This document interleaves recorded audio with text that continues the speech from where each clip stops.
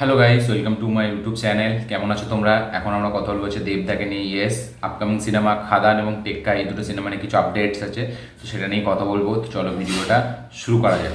সব থেকে প্রথম খাদান নিয়ে কথা বলবো। তো খাদানের যে আপডেটগুলো উঠে আসছে, ঠিক আছে, মানে এইগুলো যদি সত্যি হয়, খাদান মানে বাংলা সিনেমার জন্য একটা, বাংলা কমার্শিয়াল সিনেমার জন্য একটা ল্যান্ডমার্ক সিনেমা হতে চলেছে। ইয়েস, দেবদা যেসব চিন্তাভাবনা করছে, যেরকম লেভেলে নিয়ে যেতে চাইছে সিনেমাটিকে, জাস্ট অন্য রকম, জাস্ট মানে আনইমাজিনেবল এমন একটা জিনিস করে দেখাচ্ছে। অলরেডি আমরা জানি দেব মানে খাদানে জিতু সেনগুপ্ত আছে, যে একটা একটা অ্যান্টাগনিস্টের চরিত্রে থাকবে, এটা তো আমরা জানি। এবার আরও কিছু কয়েকটা ভিলেন্স যারা পুরনো, ঠিক আছে, ওনার নামটা আমি ভুলে যাচ্ছি একটু মোটা করে। মিঠুন এবং প্রসেনজিতের অনেক সিনেমায় থাকতো, তো উনি তো আছে। তার পাশাপাশি এখানে এখন শোনা যাচ্ছে যে দেব এখানে নিজেই ভিলেন, নিজেই হিরো। ইয়েস, ডাবল রোল থাকবে, ঠিক আছে, দেবদার, এবং একটা হচ্ছে ভিলেন, একটা হচ্ছে হিরো।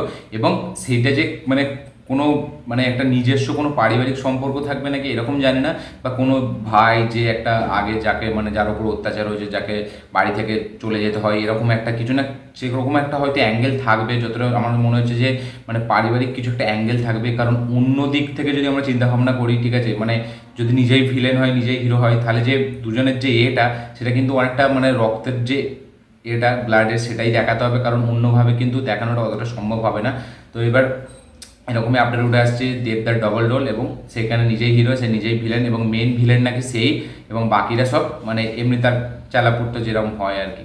এবং তার পাশাপাশি এই সিনেমার যে অ্যাকশন মানে ডিজাইনিং, সেটা অন্য লেভেলে হচ্ছে।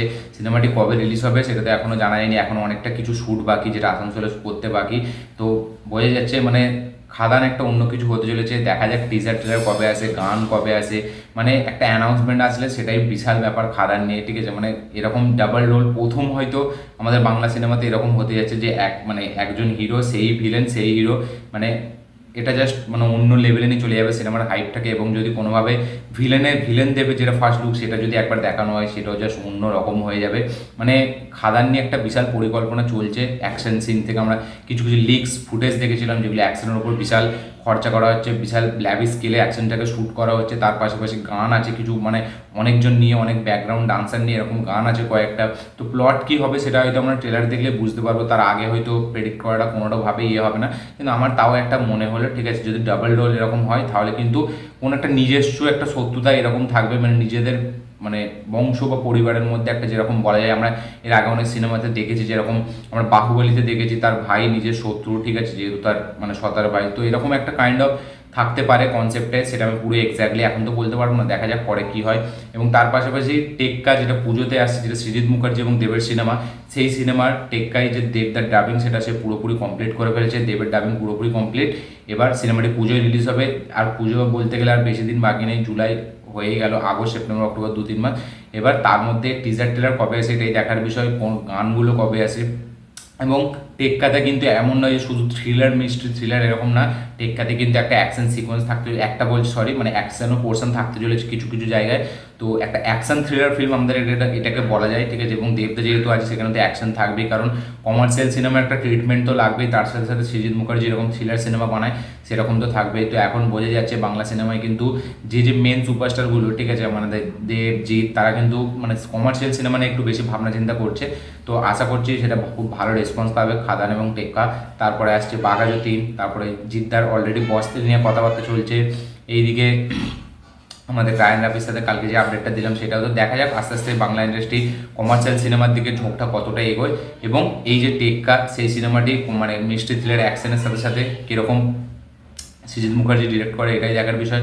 পাশাপাশি খাদান নিয়ে তো এত কিছু আপডেট, খাদানে তো কিছু না কিছু চমক আসতেই থাকে, মানে কিছুদিন ছাড়া ছাড়াই।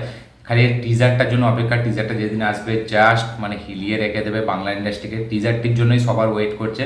এবং টিজারটি আমি মানে বিশাল এক্সাইটেড এই সিনেমাটিকে নিয়ে, খাদানকে নিয়ে। মানে one of the best film আমার মনে হয় হতে চলেছে, মানে দেবদার মানে আফটার অনেক দিন পরে। এমনিতে যেগুলো ড্রামা ফিল্ম করে সেগুলো তো হেভি, কিন্তু কমার্শিয়াল স্পেসের মধ্যে হয়তো আমার মনে হয় কোথাও না কোথাও গিয়ে ব্যাপক একটা ফিল্ম হতে চলেছে। দেখা যাক সেটা কী হয়, এবং এই ডাবল রোলের ধামাকাটা সেটা স্ক্রিনে কতটা সুন্দরভাবে ফুটিয়ে তোলে সুজিত দত্ত, এটাই দেখার বিষয়। দেখা যাক কী হয়। তো এই ছিল আজকে টোটাল মানে, তো এই ছিল আজকের খাদান এবং টেক্কা নিয়ে আপডেট। তার পাশাপাশি বাংলা সিনেমাকে নিয়েও কিছু কথাবার্তা। তো আপনাদের যদি ভিডিওটি ভালো লেগে থাকে, অবশ্যই লাইক শেয়ার কমেন্ট করে দিন। চ্যানেলটি নতুন হলে চ্যানেলটিকে সাবস্ক্রাইব করুন, বেল আইকনটি প্রেস করতে ভুলবেন না। দেখা হচ্ছে পরের ভিডিওতে, ততক্ষণের জন্য বাই।